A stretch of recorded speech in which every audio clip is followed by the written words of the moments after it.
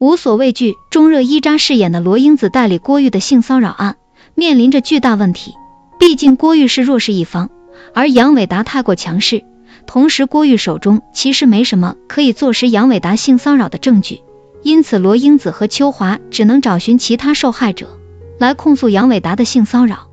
因此这个案子已经不是郭玉个人遭遇性骚扰的案子了，而是一系列的性骚扰案件，杨伟达可以动用资源进行的反扑必然是极其汹涌的。这件事在网上传开之后，几位支持郭玉的受害者也选择了退缩，一时间罗英子和秋华手里就没有了什么证据和人证了。无所畏惧中，罗英子和秋华接这个案子，一来是秋华就是类似郭玉这样的性骚扰受害者，二来是两人有着正义的观念，想要帮郭玉讨这个公道，因此两人可以做出牺牲，并且义无反顾，只要郭玉坚持打这场官司，他们俩就没有退缩的道理。但本质上来说，两人是勇气可嘉，但能力不足。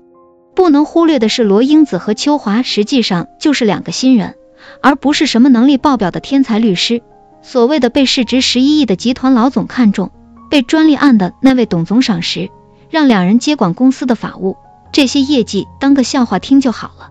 律师这个职业不是说死背条文就可以的工作，这是需要案子喂出来的职业，只有拥有足够的经验积累，才能让其拥有在案子中进退有据、游刃有余的地位。显然罗英子和秋华是不具备这个能力的。同时律所里支持两人的其实就是夏书和方力宏。夏书的话目前来看只能打下手，方力宏只会在适当的时候给两人指引下方向，因此郭玉的案子实际上还是要靠罗英子和秋华他们自己。但这个时候两人能力不足的情况就表现出来了。不可否认两人很努力，但郭玉的案子本来他们就不占上风，因为郭玉当时太害怕了，因此一直以来没有留下任何可靠的证据。所以在庭审的时候可以看到罗英子拿出的证据都被陈硕轻松化解，陈无良的名号可不是白叫的，他轻松地把罗英子罗列出的证据变成了牵强附会的肆意攀咬，而罗英子是毫无还手之力的。其实打郭玉的性骚扰案子，罗英子和秋华是完全是处于被动局面的，只靠他们俩的话根本既没有赢的可能。因此罗英子和秋华还算聪明的是，他们转变了些方向，打的不仅仅是郭玉被性骚扰的案子，而是杨伟达一系列的性骚扰案。他们找到了其他受害者，但两人忽略的是，杨伟达的身份地位注定了他可以利用资源发起猛烈的反扑，但面对这些反扑举措，尤其是网上水军的污蔑，罗英子和秋华是完全没有招架之力的，这纯纯是降维打击。在法庭上，罗英子和陈硕的对决就处于下风，让夏琳琳出庭佐证，估计夏琳琳很容易被陈硕的言语陷阱所击垮，这个就是说话的艺术了。客观来说，就是发生了杨伟达性骚扰乃至强奸夏琳琳的事情，可要看话怎么说，陈硕有能力把这件事给说得变了模样，而罗英子则只能无可奈何，一败涂地。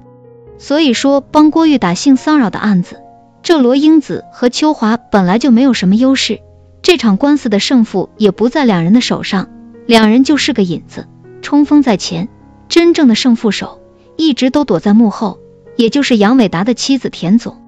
他对杨伟达已经没什么感情了，他那样的人只在乎利益，在乎对公司的控制权，而不是什么夫妻和睦、家庭和谐的问题。